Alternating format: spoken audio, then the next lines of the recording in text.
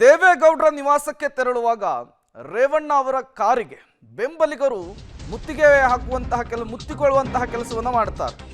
ಬೆಂಬಲಿಗರ ಮುಂದೆ ರೇವಣ್ಣನವರು ಕಣ್ಣೀರನ್ನ ಇಟ್ಟಿರುವಂಥದ್ದು. ರೇವಣ್ಣ ಅವರಿಗೆ ಧೈರ್ಯವನ್ನು ತುಂಬಿದ್ದಾರೆ ಬೆಂಬಲಿಗರು ಮತ್ತು ಕಾರ್ಯಕರ್ತರು. ಅಣ್ಣ ನೀವು ಅಳಬೇಡಿ ಅಂತೇಳಿ ಕಾರ್ಯಕರ್ತರು ಸಮಾಧಾನ ಮಾಡುವಂತಹ ಕೆಲಸವನ್ನು ಮಾಡ್ತಾರೆ. ಡಿಕೆಶಿ ವಿರುದ್ಧ ಮಾತನಾಡ್ತಾರೆ. ಇದೇ ಸಂದರ್ಭದಲ್ಲಿಯೇ ಕಾರ್ಯಕರ್ತರು ಹಂಗೆ ಮಾತನಾಡಬಾರ್ದು ಅಂಥೇಳಿ ರೇವಣ್ಣ ಅವರು ಸೂಚನೆಯನ್ನು ಕೊಡ್ತಾರೆ ಕಾರ್ಯಕರ್ತರಿಗೆ. ಯಾಕಣ್ಣ ಮಾತನಾಡಬಾರ್ದು ಅಂಥೇಳಿ ಕಾರ್ಯಕರ್ತರು ಮತ್ತೆ HD ರೇವಣ್ಣ ಅವರಿಗೇನೆ ಪ್ರಶ್ನೆ ಮಾಡ್ತಾರೆ. ಕಾರ್ಯಕರ್ತರನ್ನ ಈ ಸಂದರ್ಭದಲ್ಲಿ ರೇವಣ್ಣ ಸಮಾಧಾನ ಪಡಿಸುವಂತಹ ಕೆಲಸವನ್ನು ಮಾಡ್ತಾರೆ.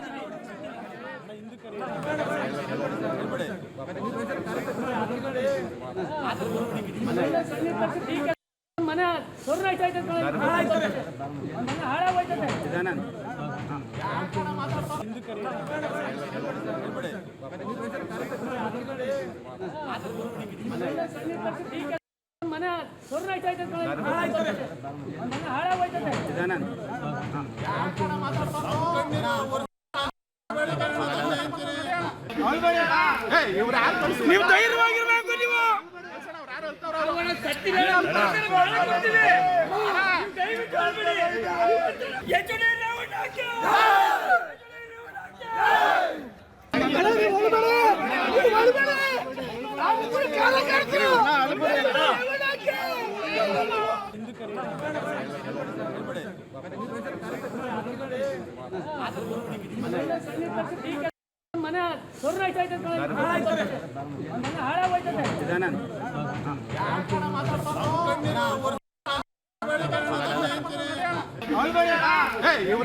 ನೀವು ಧೈರ್ಯವಾಗಿರ್ಬೇಕು. ನೀವು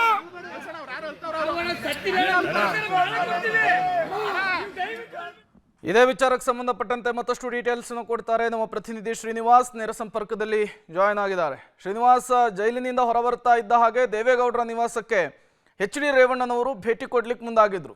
ಈ ಸಂದರ್ಭದಲ್ಲಿ ಕಾರ್ಯಕರ್ತರು HD ರೇವಣ್ಣ ಅವರನ್ನ ಭೇಟಿ ಮಾಡ್ತಾರೆ. ಆ ಸಂದರ್ಭದಲ್ಲಿ ಏನೆಲ್ಲ ಆಯ್ತು ಅಂತ ಹೇಳಿ ಶ್ರೀನಿವಾಸ್.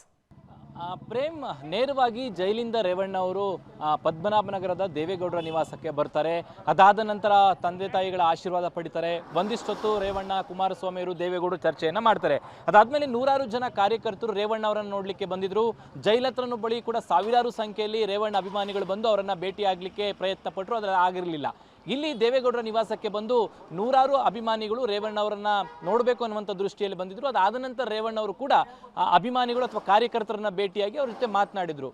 ಆ ಕಾರ್ಯಕರ್ತರ ಜೊತೆ ಮಾತನಾಡುವಂಥ ಸಂದರ್ಭದಲ್ಲಿ ರೇವಣ್ಣ ಅವರು ಕಣ್ಣೀರು ಹಾಕಿದಂಥ ಘಟನೆ ಕೂಡ ನಡೀತು. ಇದೆಲ್ಲವೂ ಕೂಡ ನನ್ನ ವಿರುದ್ಧ ಷಡ್ಯಂತ್ರ ಆಗಿರುವಂಥದ್ದು ಅನ್ನೋಂಥದ್ದು. ಸೊ ಕಾರ್ಯಕರ್ತರು ಕೂಡ ರೇವಣ್ಣ ಅವರಿಗೆ ಧೈರ್ಯ ತುಂಬುವಂಥ ಕೆಲಸವನ್ನ ಮಾಡಿದ್ರು. ಕಾರ್ಯಕರ್ತರು ನೇರವಾಗಿ DK ಶಿವಕುಮಾರ್ ಅವರ ವಿರುದ್ಧವೂ ಕೂಡ ಆಕ್ರೋಶ ಹೊರಹಾಕಿದ್ರು. ಏನ್ ರೇವಣ್ಣ ಅವರಿಗೆ ಈ ಪರಿಸ್ಥಿತಿನ ತಂದಿಟ್ಟಿದ್ದಾರೆ, DK ಶಿವಕುಮಾರ್ ಅವರು ಕೂಡ ಅದೇ ರೀತಿ ಆಗುತ್ತೆ ಅನ್ನುವಂತಹ ಶಾಪದ ರೀತಿ ಕಾರ್ಯಕರ್ತರು ಹಾಕಿದಂಥ ಘಟನೆಗಳು. ಆ ರೇವಣ್ಣ ಅವರು ಕೂಡ ಕಾರ್ಯಕರ್ತರ ಜೊತೆ ಮಾತನಾಡುವಂಥ ಸಂದರ್ಭದಲ್ಲಿ ಕಣ್ಣೀರು ಹಾಕಿದ್ರು, ಭಾವನಾತ್ಮಕವಾಗಿ ಮಾತನಾಡಿದ್ರು. ಸೊ ಇದೆಲ್ಲವೂ ಕೂಡ ಇವತ್ತು ದೇವೇಗೌಡರ ಮನೆಯ ಮುಂದೆ ಕಂಡು ಬಂದಂತ ದೃಶ್ಯಗಳು. ಈಗ ದೇವೇಗೌಡರ ನಿವಾಸದಿಂದ ದೇವಸ್ಥಾನಕ್ಕೆ ಹೋಗಿದ್ದಾರೆ. ಅಲ್ಲಿಂದ ಚಾಮುಂಡಿ ಬೆಟ್ಟಕ್ಕೆ ಹೋಗಬಹುದು ಅನ್ನುವಂಥ ಮಾಹಿತಿಗಳು ಇದಾವೆ.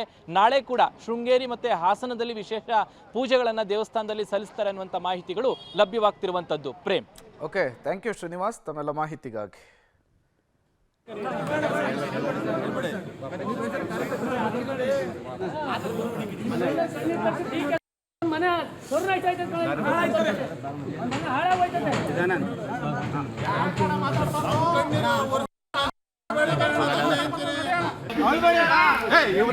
ನೀವು ಧೈರ್ಯವಾಗಿರ್ಬೇಕು. ನೀವು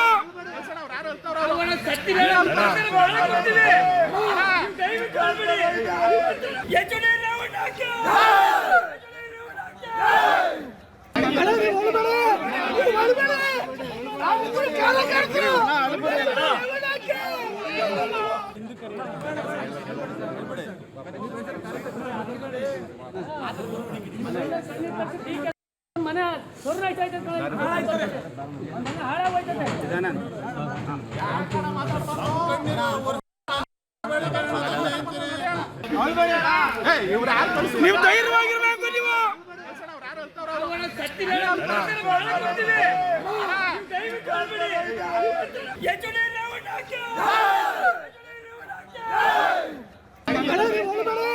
ಎಚ್ ಡಿ ರೇವಣ್ಣನವರು ಜೈಲಿನಿಂದ ರಿಲೀಸ್ ಆಗ್ತಾ ಇದ್ದ ಹಾಗೆ ದೇವೇಗೌಡರ ನಿವಾಸಕ್ಕೆ ಬಂದಂತಹ ಸಂದರ್ಭದಲ್ಲಿ ಈ ಘಟನೆ ನಡೆದಿರುವಂಥದ್ದು.